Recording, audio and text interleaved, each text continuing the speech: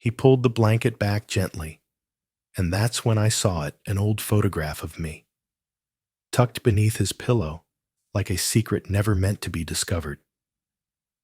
My breath caught in my throat. My son had kept it there. For years, we had been everything to each other, mother and son, soulmates, best friends in a house far too quiet for far too long. But in that moment, something changed. Something I wasn't ready to name. Stay with me until the end to find out what really happened after that. Welcome to Vows and Betrayals, where we share the moments people are too afraid to talk about, stories of devotion, confusion, and the ties that bind too tightly. If you've ever carried something heavy in silence, drop a dot in the comments. Someone out there will understand. Thank you for listening. Let's dive into the story. Hey, I'm Marilyn. I'm 45, and I've spent most of my adult life in a quiet corner of Montana raising my son on my own. It's just been the two of us for as long as I can remember. Evan is 23 now, home from college for the winter, and even though he's grown, he still feels like my whole world. We've always been closer than most maybe. When your days are filled with silence, with no one else to lean on, the person you love becomes more than just family. They become your anchor. That night, the snow had fallen hard. The heater had started making that strange rattling sound again, like it was trying to keep up, but couldn't. I bundled up in extra layers, made Evan some tea, and told him he could rest in my room until the living room warmed up. He looked exhausted, skin, pale eyes sunken. He didn't argue, just nodded and made his way to my bed. I tucked him in more out of habit than anything. I've been doing that since he was little. I pulled the heavy quilt over his shoulders and reached for a second pillow. That's when I noticed it something stiff beneath the fabric. I thought it might be a notebook, or maybe his phone. But when I lifted the corner of the pillow and pulled it out, my heart skipped. It was a photo of me. I must have been 25, wearing that dark green velvet dress I hadn't seen in years. It was one of those glamour shots, the kind you take when you're young and still believe you have time for dreams. The edges were creased, the surface slightly faded, but it had been kept safe, under his pillow. I stared at it, breath shallow, unsure what to think. He was already asleep, or pretending to be. Either way, I tucked the photo back without a word. I didn't want him to know I'd found it. I told myself it didn't mean anything. But something deep in my chest had already shifted. The room was dim, lit only by the soft amber glow of the hallway light filtering through the open door. The air smelled faintly of peppermint tea and old wood, the way winter always seemed to linger in the walls. I slipped under the blanket beside him, telling myself it was just until the living room warmed up. The house creaked now, and then settling into the cold, but otherwise, it was silent. Evan didn't move at first. His breathing was slow and steady, his back turned slightly toward me. But after a while, I felt him shift just a little, drawing closer. At first, I thought he was asleep and just looking for warmth. But then his arm brushed mine and didn't move away. A small, simple touch. Not out of place. Not really. Still, I noticed. A few more minutes passed. I could feel the weight of his body pressing gently against mine through the blanket. The heat between us built in a way that had nothing to do with temperature. Then came another shift. Evan's leg bumped against mine slowly, softly. I froze, not out of fear, but uncertainty. I stared at the ceiling, trying to make sense of the sensation. Was he even awake? Then I felt it again. His hand lightly resting near my wrist, not holding, not grabbing, just resting. It was a gesture so familiar, like something from when he was little and scared of thunderstorms. He used to sneak into my bed wrap his arms around me, bury his face into my shoulder. But this didn't feel the same. I turned slightly, just enough to glance at him. His eyes were open, and they were looking right at me. There was something in that gaze, soft but searching, like he was waiting for a reaction, a signal. My mouth went dry. I wanted to smile, to say something light to diffuse the charge in the air, but nothing came out, just breath, and that humming, aching silence.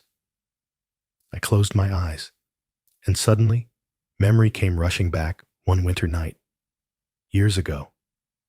Evan was 9. I was working the night shift at the hospital. They called me in for an emergency. I almost didn't go, but we needed the money. Hours later, my phone buzzed. The school nurse. Evan had collapsed at daycare. Fever of 103. I left in the middle of my shift, ran through snow in my scrubs coat, unzipped, hair soaked. I didn't even clock out. That night, I held him in my arms for hours. Cool washcloth on his forehead, warm soup untouched on the tray. I didn't sleep. I just listened to his breathing. I remember thinking, I will never leave him alone again. The closeness we shared was born of those nights, those sacrifices, that fierce mother's love. But tonight, lying beside him like this, there was something else threading through the air, and I didn't have a name for it. The next morning was quieter than usual. Evan had already left the bedroom by the time I got up. The bed was neatly made, too neatly, as if trying to erase the night before. I busied myself with chores, folding laundry, picking up mugs from the nightstand, fluffing the cushions on the couch, like it would somehow fluff the air between us. I found his hoodie draped over the back of a chair, still warm, like he'd just taken it off. I picked it up and paused when something small and square slipped from the front pocket and landed softly on the carpet. A journal. I hesitated, long enough to give myself the chance to walk away. But I didn't. It was small, dark leather, barely used. I flipped through the pages. Most were blank until I reached the middle. That's where the handwriting started, slanted neat. Evan always had tidy writing. One line jumped out first. Sometimes I feel like Mom is the only one who gets me. My heart clenched, but it wasn't just the tenderness that struck me. It was what followed. But this closeness, it scares me. It's too much sometimes. Like I can't breathe. And I don't know how to say any of it, not even to her. I sat down on the edge of the bed, the journal still open in my lap. I read that passage again, slower this time, like maybe it would make more sense if I gave it another chance. But the words stayed the same. He was afraid. Not of me, but of something between us. Something unspoken, unnamed, but very real. And I had felt it too. Last night wasn't an isolated moment. It was a ripple from something deeper. A bond that had twisted somehow into a shape neither of us recognized anymore. The afternoon sun barely reached through the frost-laced windows. I was still clutching the journal when the doorbell rang. It startled me, not because of the sound, but because it pulled me out of my thoughts, like a sharp tug on a thread already fraying. I tucked the journal into a drawer and answered the door. "Hey, Marilyn," Walter said, with his usual warm smile tugging off one glove. "Heard from the Johnsons that your heater's been acting up again. Thought I'd swing by and see if you needed a hand." Walter had lived next door for over 20 years. He was in his late 50s, widowed early, a gentle man with a careful voice. He and my late husband had been close fishing trips, football on Sundays. That kind of bond men rarely speak about, but feel deeply. Since Charles died, Walter had kept his distance, never overstepping. Always there, but never in the way. I nodded. Yeah, it's been clanking again. Probably the same valve it always is. He stepped inside, stomped the snow off his boots, and headed toward the basement with the ease of someone who'd done it before. Evan appeared in the hallway, just as Walter passed through. They exchanged a brief glance, polite but stiff. Evan didn't say anything. He leaned against the wall, arms crossed, expression unreadable. I joined Walter downstairs for a moment. We exchanged small talk, old wiring weather, turning colder than usual this year, the usual Montana grumblings.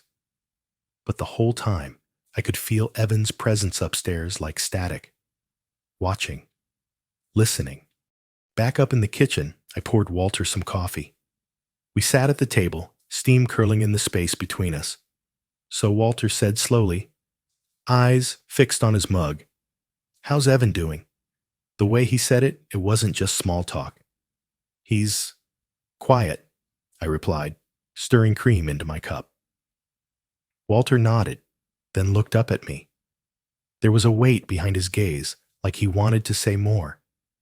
I felt caught, like I was standing between two versions of myself, the mother, and something else.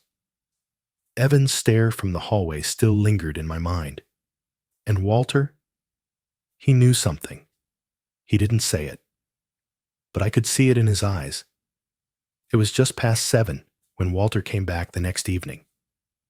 The heater was humming steadily, now fixed, but he said he wanted to check on it once more to be sure. I knew better. This wasn't about valves or wires. We sat again at the kitchen table, a quiet between us that wasn't uncomfortable but heavy with unsaid things. Evan wasn't around. He'd gone for a walk or so, he said. The house finally felt still. Walter cleared his throat. "I almost didn't come back tonight," he began, his voice lower than usual. I looked up. He wasn't touching his coffee. "I didn't want to say anything out of line," he continued. "But I've seen things, Marilyn. Not all at once, just little pieces, moments." He paused, then leaned in slightly.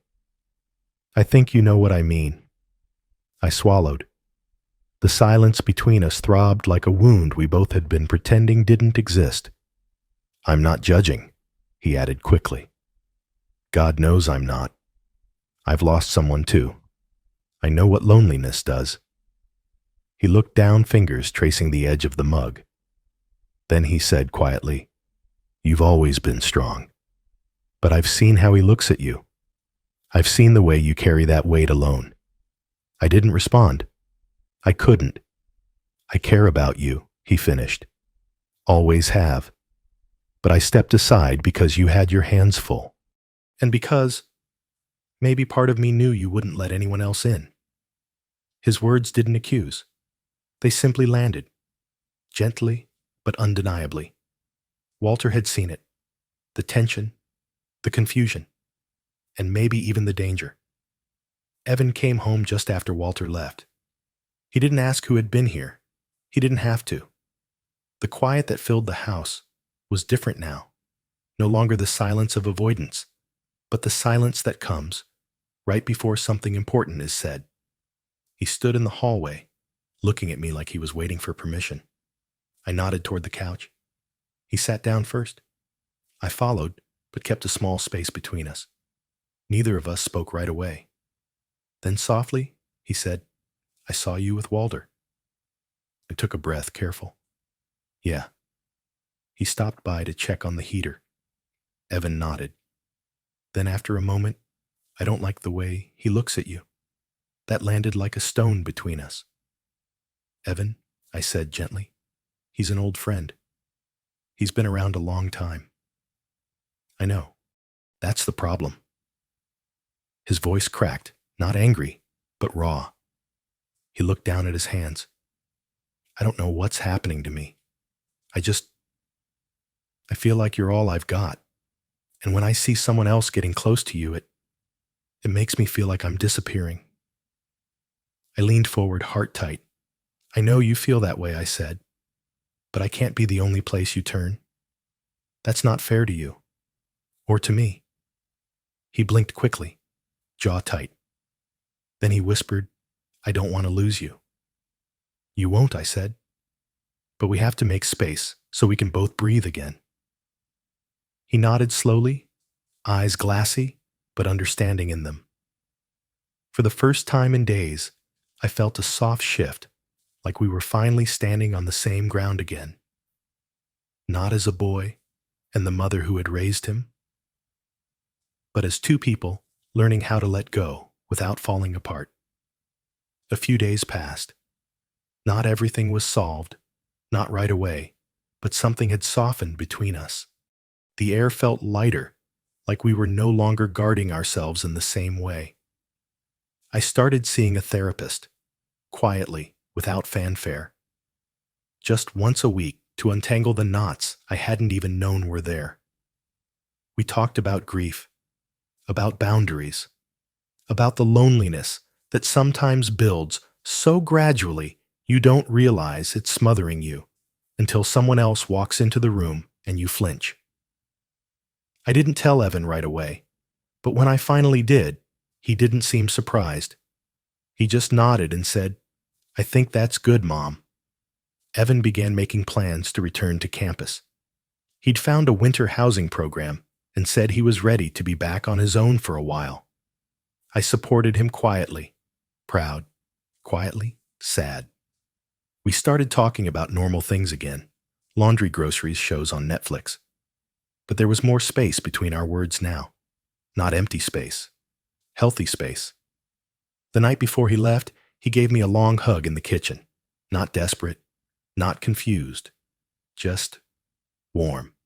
And I realized in that moment I could breathe again. So could he. Sometimes love isn't about holding on. It's about knowing when to let go gently with care. We talk a lot about boundaries, like they're walls. But the truth is, they're more like doors. You don't build them to shut people out. You build them to protect what's sacred inside and to invite others in only when it's right. Looking back, I know now that grief had twisted something in both of us. I gave too much. He clung too tightly. And between us, love blurred into something we both struggled to name. But healing doesn't always begin with answers. Sometimes it starts with a quiet breath, a step back, and the courage to admit, I need help. If you've ever loved someone so deeply, it scared you, if you've ever questioned whether love alone was enough, know this, you're not broken, you're human, and humans heal. Thank you for spending this time with me. If this story made you feel something, even just a little, I'd love to hear from you. Drop a comment. Your story might be the light someone else needs today. And if you haven't already hit that subscribe button, more stories like this are coming. Let's keep healing together.